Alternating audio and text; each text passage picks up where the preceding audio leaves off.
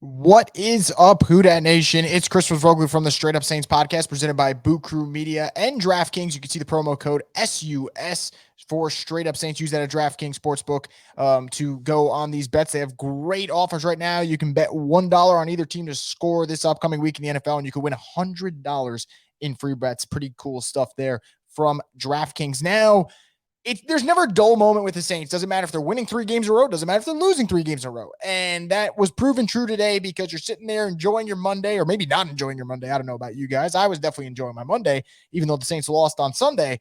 And then you sit there and you get an alert from Adam Schefter, and you're like, let me just pop it up. Probably nothing major. And then you look at it and it says New Orleans signs Taysom Hill to a unique 4-year hybrid type of contract extension that could be worth anywhere between $40 million and $95 million, depending on the position he plays, and it includes $22.5 million guaranteed. And the initial reaction, as you would expect, is Who Dat Nation, but not just Who Dat Nation, NFL media in general, to just kind of freak out because you see Taysom Hill's name and then you see $95 million in play. And you think, oh my God, how is he making all that money? And you probably freaked out and said, damn you, Sean Payton, or a bunch of other nasty things. I'm probably keeping it PG there. But it is not really a true $95 million contract. Hell, it's not a $140 million contract that people thought he signed last year that was clearly a voidable contract. So I'm glad we put that to the side. So let's talk about this deal, what it really means, what money he might see from this deal, why I actually think there is a lot of logic into doing this deal, and then kind of my thoughts on it before I wrap this up. Because this will be a quick pod. Because remember, guys, tomorrow I will have a preview pod for Saints Bills. A lot of content, I would say, this week. We're going to about at least 3 episodes this week, which is kind of wild.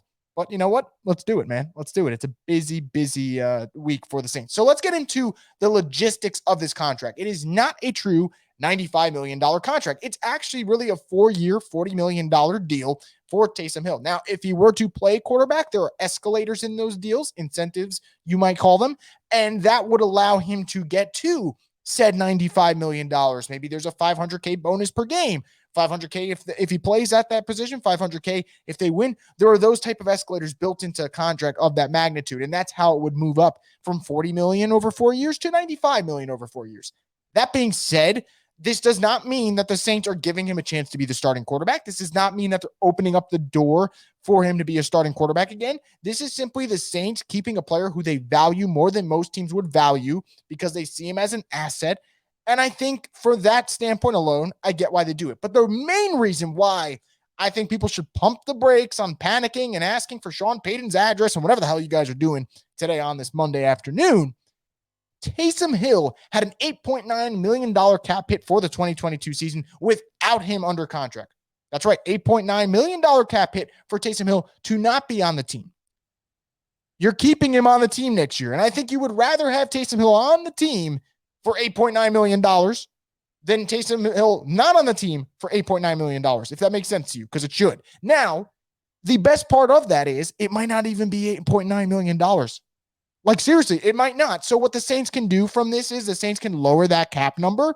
And if they do that, that can open up the door for maybe a little bit more money for Marcus Williams, or maybe a little bit more money to keep Teron Armstead, or hell, save some money because they are going to be in cap hell again. I know this is about year 10 in a row of them being in cap hell, and they always find a way to get out of it. Spoiler alert.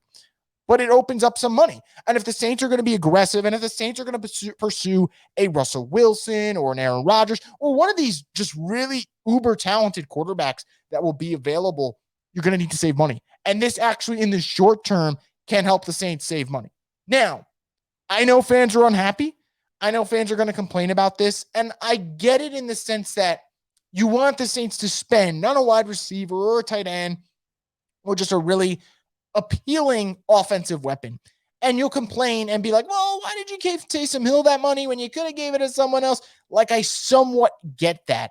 But I do think a lot of people, when they read this report, they almost undervalue Taysom Hill. Now, I, again, will say this. I do not think Taysom Hill is a starting quarterback. I do not think Taysom Hill is a franchise quarterback. I think that's all pushed to the side. But I do think Taysom Hill is a very good weapon for the Saints and how limited their offense is. What he's able to do in the red zone when healthy, he kind of ensures for a lot of times that you're coming up with 7 points as opposed to 3 points. That's a huge difference. Now, I'm not saying that Taysom Hill is worth $10 million a year. I don't know if I would put him at a $10 million valuation, but that's what the Saints value him at. And you know what? when you see a guy like Jimmy Graham making $8 million a year, or a guy like Blake Barwin making $6 million a year, if you're saying he's a tight end, and man, Taysom Hill has shown he actually can play tight end, but there's that added value to him with the power run game and him playing receiver and him playing special teams and him running the football. There's a lot of factors in it. Now, again, I'm not saying he's worth $10 million a year. I'm not saying that. But I'm not going to lose my mind over the Saints paying a guy who had an $8.9 million cap charge next year, whether or not he was on the roster.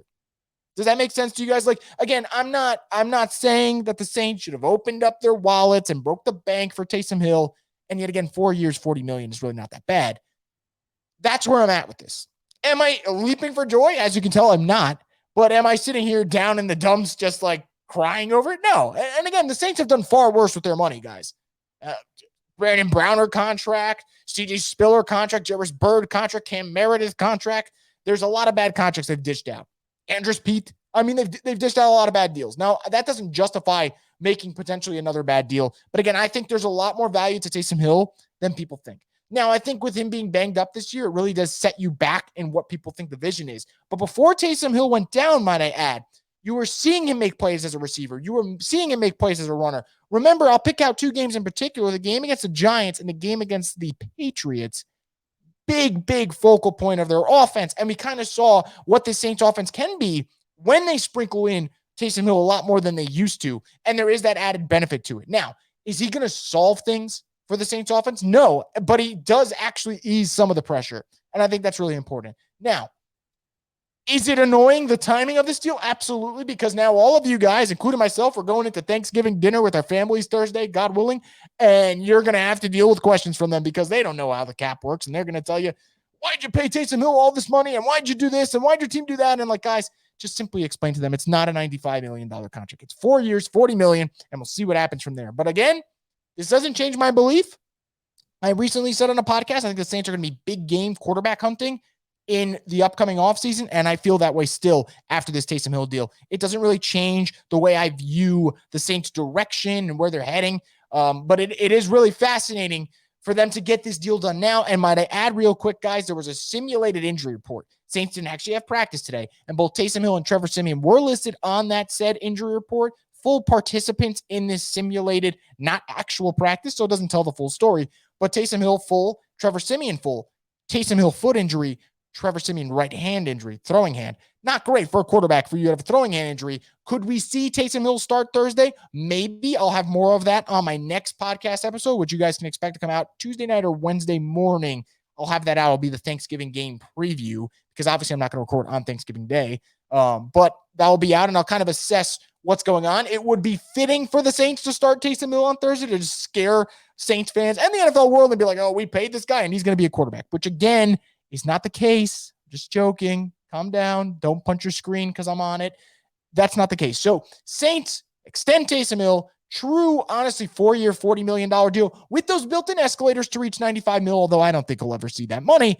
And it's another way of the Saints getting creative, keeping a player that they want in town for a couple more years while lowering his cap hit next year if they want to, which I would think they would because $8.9 million is a pretty big cap hit. Saints could turn that into a signing bonus and figure it out. Mickey Loomis and Kai Harley are working pretty damn hard even during the holiday season. So that's going to wrap up this mini little breakdown of the Taysom Hill contract extension and why I actually think it's not as bad as you might think it is and the reasoning and logistics behind this. So the Saints are keeping Taysom Hill locked up for the next 4 years. It helps their cap situation, keeps that versatile player in the offensive picture. And no, it does not knock them out of the Russell Wilson or Aaron Rodgers chase if they want to get involved in the offseason. And my bet would be they do after seeing what happened this year with the quarterback situation. So that's going to do it for this little breakdown on the Straight Up Saints podcast presented by Boot Crew Media. Stay tuned for more content in the near future. I'll talk about the Saints' upcoming game against the Bills. Again, we're entering must-win territory as we are every week in this damn NFL. So that's going to be a really interesting game to see how that breaks down and what goes on. I'll have more updates on the injury report, who's in, who's out. We'll know a little bit more tomorrow when the Saints practice. So I'll do it here, guys. I appreciate you keeping it locked in on the Straight Up Saints podcast and stay tuned for more content in the very near future.